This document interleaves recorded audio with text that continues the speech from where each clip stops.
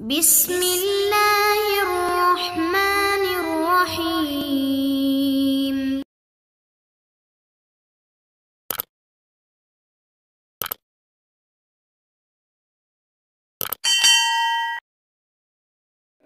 Alhamdulillah rabbil alamin. Wassalatu wassalamu ala asyrafil anbiya wal mursalin sayyidina wa maulana Muhammadin wa ala alihi wa sahbihi ajmain, amma ba'd.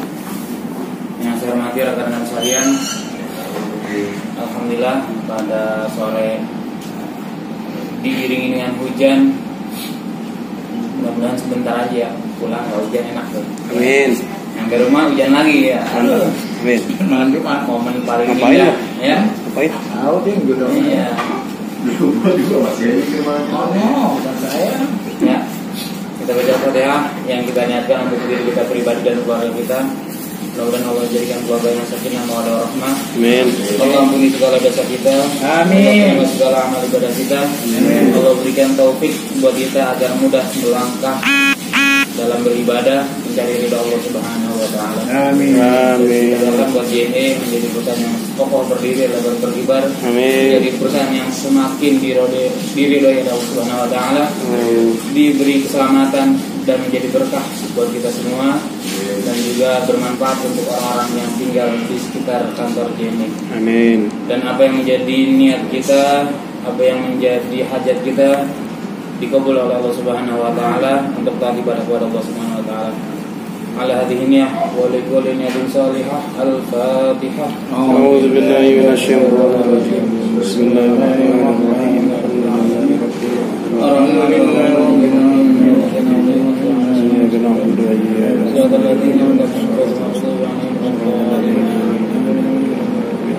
Al-Fatihah kedua untuk penulis kitab Nashihul Ibad, Syekh Nawawi bin Umar Al-Jawi Al-Bantani. Al-Fatihah. A'udzu billahi minasyaitonir rajim.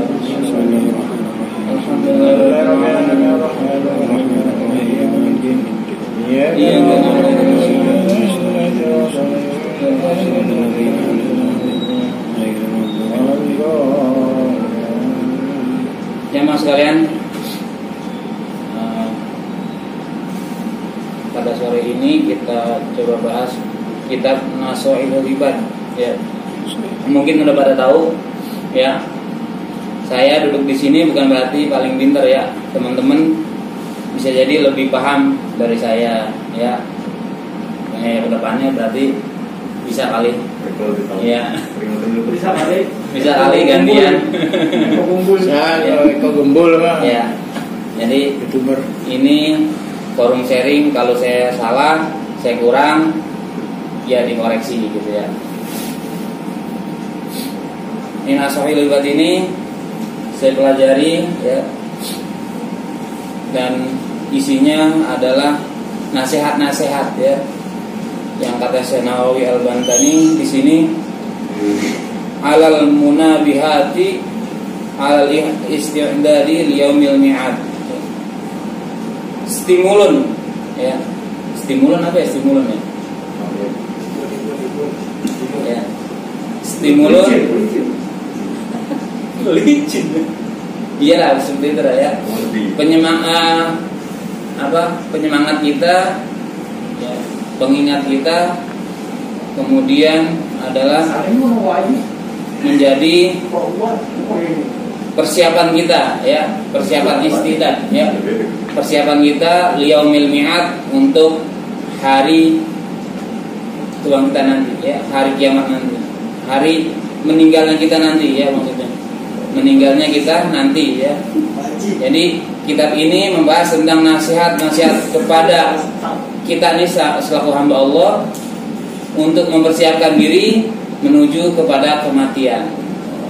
Angker nih kitab ya, angkut kering. Ya, angker maksudnya ini kitab penting buat kita. Bukan jadi wah ngeri nih ngaji kitab ini nih, mati mulu yang dibahas, biar kayaknya dibahas. Nah, dibalik mengingat mati ya, di situ ada kedahsyatan, di mana banyak sekali keutamaan dari Allah, pertolongan dari Allah yang kita tidak sangka-sangka. Ya, para ustadz, para ulama itu menjauhi dunia, tapi dunia yang ngejar mereka. Ya, ketika kita sudah tidak bisa bekerja, sudah tidak bisa ikhtiar, rezeki yang datang sendiri. Ya, gitu. Nah, salah satu rahasianya ada di dalam hadis-hadis yang ditampilkan di kitab Nasoihul Ibad ini. Ya, ini terdiri dari 45 hadis ya. Di awal pembahasan ada 45 hadis ya. Khamsata wa arba'una 45 hadis ya, 45 hadis. Kemudian 214 ucapan ulama. Kemudian sisanya adalah ucapan para sahabat ya. Asarus sahabah ya, ucapan-ucapan para sahabat ya.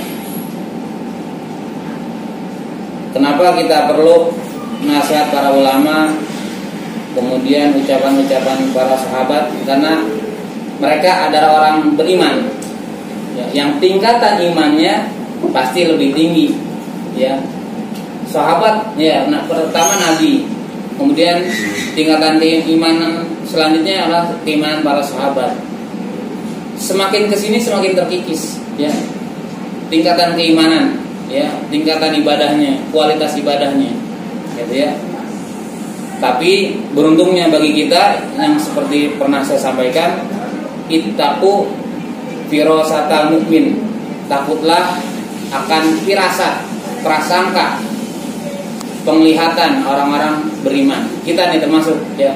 Kadang kalau kita lagi banyak atau dekat kepada Allah, lagi banyak ibadah, lagi keistiqomahan kita lagi bagus, itu biasanya Allah kasih firasat buat kita ya. Oh begini nanti, oh begini ya. Kenapa? Karena orang beriman itu diberikan penglihatan ya oleh cahaya Allah Subhanahu wa taala.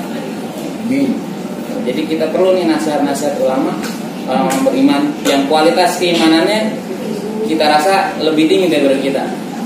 Seperti itu. Ittaqu firasatal mu'min fa innahu yanduru binurillah. Ya. Takutlah ya dengan firasat orang beriman, karena mereka melihat dengan cahaya Allah Subhanahu wa taala.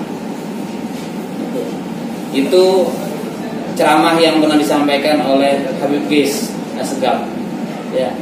Lama berarti ya? Bukan lama ya, tapi dia udah dapat ini ya. Iya. Orang-orang beriman nih ya, mudah-mudahan kita juga ya. Dikasih isyarat. Dikasih isyarat ya. Contoh yang pernah dipraktikkan oleh Buya Yahya ya. Firasat dia kalau sampai dengan 6 laskar tidak diusut sampai tuntas, ya tunggu dah mereka-mereka yang zalim akan laknat Allah Subhanahu wa taala. Bencana yang akan datang kepada mereka. Itu firasat daripada Buya Yahya, orang alim, ya, orang yang sangat memuliakan orang lain ya, baik orang yang kedudukan di bawah dia, murid dia, guru dia ya. Beliau terkenal karena apa? Karena beliau juga menghormati guru-gurunya ya. Orang-orang alim gitu ya, hormat banget sama guru.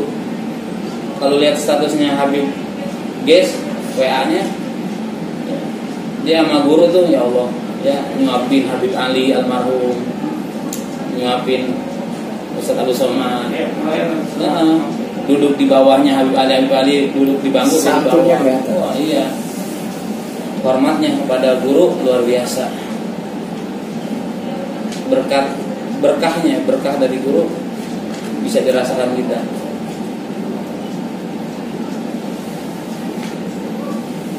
Nah, bicara tentang kematian di Al-Mu'min ayat 11. Ada yang membuka Al-Mu'min ayat 11? Ya. Surah Al-Mu'min ayat 11. Ya. Nah, mau buka Al-Mu'min ayat 11? Surah Al-Mu'min ayat 11, baca, mau baca? Ayat nih. Ya. Udah, lanjut ya. Nanti dibaca. Setelah ini baca masing-masing Al-Mu'min ayat 11. Ingat tuh Al-Mu'min ayat 11. Di situ tentang matinya manusia berapa kali, hidupnya manusia berapa kali? Ya. Ya, matinya manusia 2 kali. Ya, matinya manusia 2 kali, bukan sekali ya. Manusia mati 2 kali. Kapan? Ketika dia sebelum dihidupkan, ya, masih menjadi tanah ya, masih belum dibikin, diproses sama orang tua, itu ketika dia mati. Kemudian mati kedua adalah mati ketika ajal menjemput, ya, lepas dari urusan dunia, meninggal dunia. Itu mati kedua, gitu ya. Matinya manusia 2 kali, hidupnya manusia 2 kali. Nah, matinya itu hidupnya lagi. Hidupnya di mana? Hidupnya di alam selanjutnya. Memulai perjalanan baru setelah kematian. Ya. Jadi jangan bilang mati nanti reinkarnasi lagi, enggak, tapi hidupnya nanti ya di alam lain ya. Di alam kubur selanjutnya dan selanjutnya. Gitu. Matinya manusia 2 kali, hidupnya manusia 2 kali. Bismillahirrahmanirrahim. Qala al-mu'allif rahimahullah an abani wa na'udzu billahi fi darin amin ya rabbal alamin. Ini saya tidak membahas dari yang awal ya, karena saya ngambil tema-temanya yang memang menurut saya penting buat sore ini. Di halaman 13,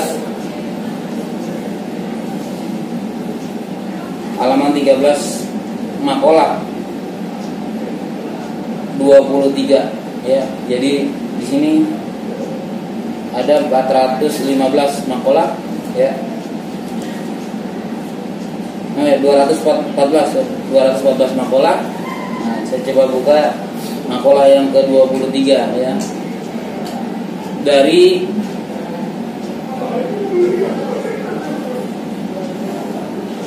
Hatim Al-Asom ya. Nah, ini juga pernah diceritakan oleh Ustaz Abu Somad UAS ya, tentang siapa itu Hatim Al-Asom ya. Bisa dilihat YouTube-nya Pengajian Pelawak Indonesia. Nah, ada di situ ada komeng segala macam itu ya. Mereka ngaji ngundang UAS. Nah, diceritakan tentang siapa itu Hatim Al-Asom.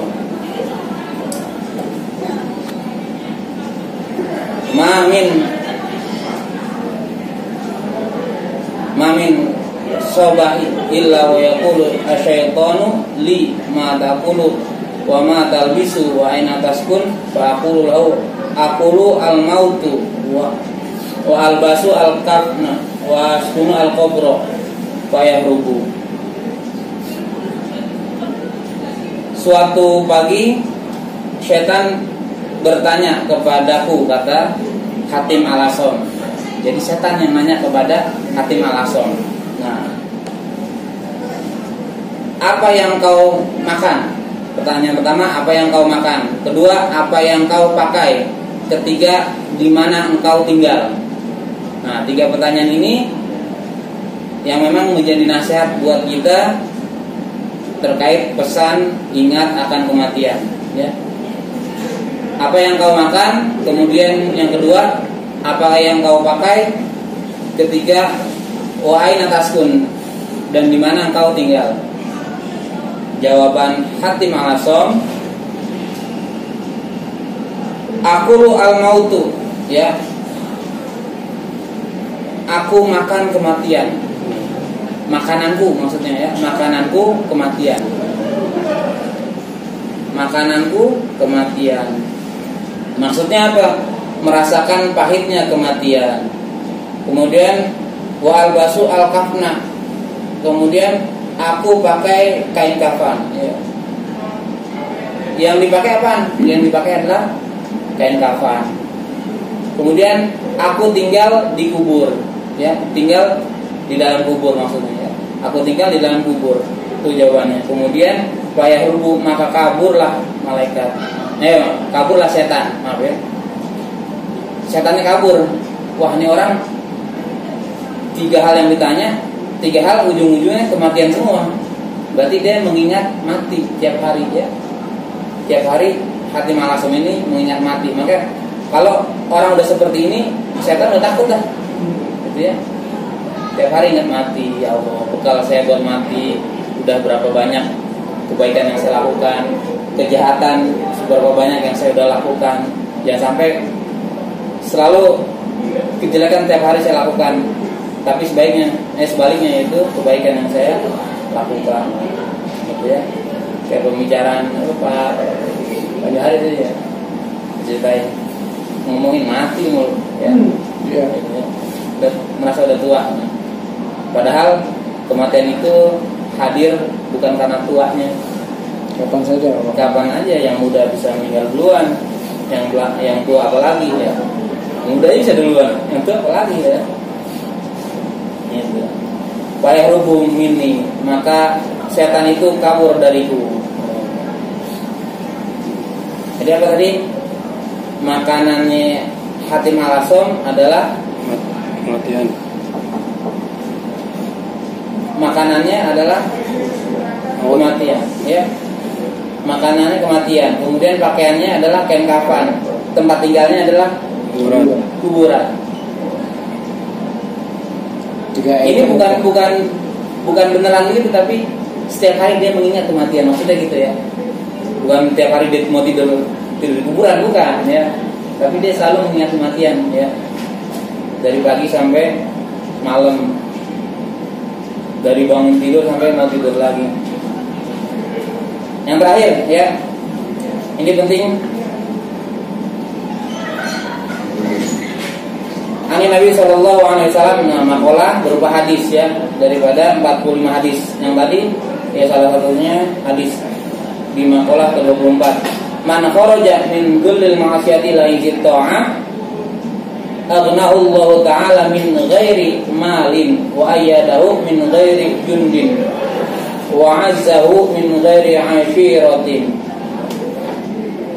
Nabi sallallahu alaihi wasallam bersabda, barang siapa yang keluar dari kehinaan maksiat menuju kepada kemuliaan ketaatan, ya, maka Allah memberikan kekayaan, ya, Allah memberikan kekayaan selain daripada harta, min ghairi malin, ya. Dia merasa kaya, ya, walaupun dia nggak kaya nih, tapi dia merasa cukup, ya, merasa qanaah, cukup, ya. Kan banyak orang yang ini punya itu punya tapi merasa kurang aja. Gaji 4 juta merasa kurang, pengen nih naik, tahun depan naik, ya, April naik, kurang lagi, berasa kurang aja. Padahal mungkin gaya hidupnya, mungkin kurang bersyukurnya kepada Allah, ya, kurang taatnya kepada Allah, makanya tidak berkah rezeki yang ada, gitu.